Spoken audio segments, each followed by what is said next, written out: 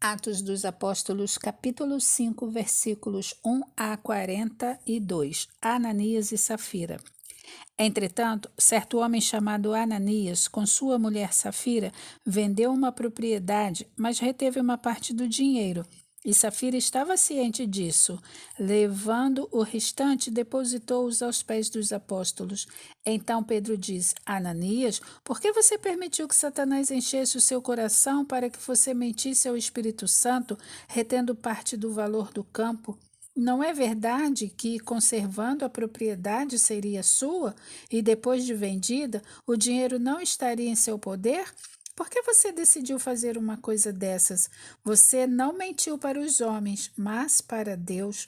Ouvindo estas palavras, Ananias caiu morto e sobreveio grande temor a todos os que souberam do que tinha acontecido. Levantando-se os moços, cobriram o corpo de Ananias e, levando-o para fora, o sepultaram. Quase 3 horas depois, entrou a mulher de Ananias, sem saber o que tinha acontecido. Então Pedro, dirigindo-se a ela, perguntou: Diga-me, foi por este valor que vocês venderam aquela terra? Ela respondeu: Sim, foi por esse valor. Então Pedro disse: por que vocês entraram em acordo para tentar o Espírito do Senhor? Eis aí a porta aos pés do que sepultaram seu marido, e eles levarão você também. No mesmo instante, ela caiu aos pés de Pedro e morreu. Entrando os moços, viram que ela estava morta, e levando-a, sepultaram-na ao lado do marido. E sobreveio grande temor a toda a igreja e a todos aqueles que ouviram falar desses acontecimentos. Sinais e prodígios. Muitos sinais e prodígios eram feitos entre o povo pelas mãos dos apóstolos, e todos costumavam se reunir de comum acordo no pórtico de Salomão.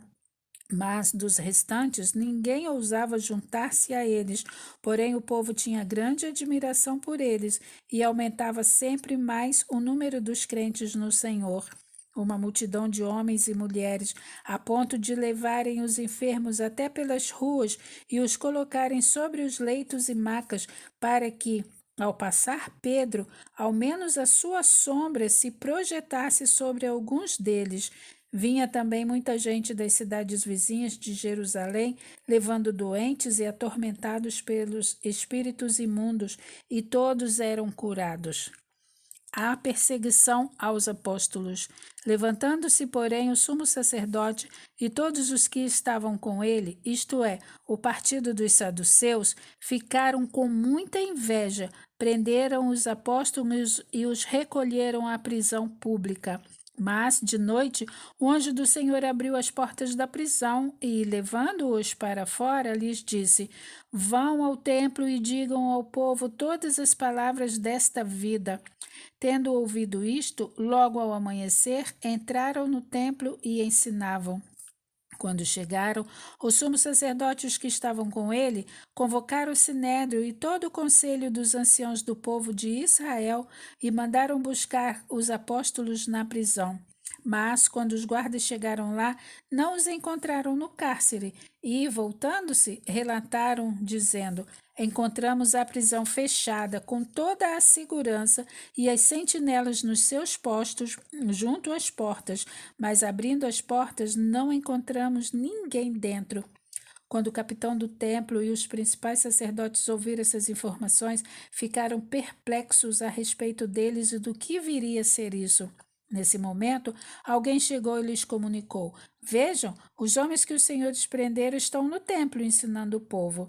Então, o capitão e os guardas foram e os trouxeram sem violência, porque temiam ser apedrejados pelo povo. Trouxeram os apóstolos, apresentando-os ao sinédrio, e o sumo sacerdote os interrogou, dizendo: Não é verdade que ordenamos expressamente que vocês não ensinassem nesse nome? No entanto, vocês encheram Jerusalém com a doutrina de vocês e ainda querem lançar sobre nós o sangue desse homem. Então, Pedro e os demais apóstolos afirmaram: É mais importante obedecer a Deus do que aos homens. O Deus de nossos pais ressuscitou Jesus, a quem vocês mataram, pendurando-o num madeiro. Deus, porém, com a sua mão direita, o exaltou a príncipe e salvador, a fim de conceder a Israel o arrependimento e a remissão dos pecados. E nós somos testemunha destes fatos, nós e o Espírito Santo, que Deus deu aos que lhe obedecem. Eles, porém, ouvindo isso, se enfureceram e queriam matá-los. O parecer de Gamaliel. Mas, levantando-se no sinédrio, um fariseu chamado Gamaliel, mestre da lei, respeitado por todo o povo, mandou que os apóstolos fossem levados para fora por um momento. Então disse ao sinédrio: Israelitas, tenham cuidado com o que vão fazer esses homens, porque algum tempo atrás se levantou Teudas, dizendo ser alguém muito importante, ao qual se juntaram cerca de 400 homens. Mas ele foi morto, e todos os que lhe obedeciam se dispersaram e foram reduzidos a nada. Depois desse, levantou-se Judas, o galileu, nos dias do recenseamento, e levou muitos consigo. Também este foi morto, e todos os que lhe obedeciam foram dispersos. Nesse caso agora, digo a vocês, não façam nada contra esses homens, deixem que vão embora, porque se esse plano ou esta obra vem de homens, será destruído. Mas, se vem de Deus, vocês não poderão destruí-los e correm o risco de estar lutando contra Deus. E os membros do Sinédrio concordaram com Gamaliel. Então chamaram os apóstolos e os açoitaram, e ordenando-lhes que não falassem no nome de Jesus, os soltaram. E eles se retiraram do sinédrio, muito alegres por terem sido considerados dignos de sofrer afrontas por esse nome. E todos os dias, no templo e de casa em casa, não cessavam de ensinar e de pregar que Jesus é o Cristo.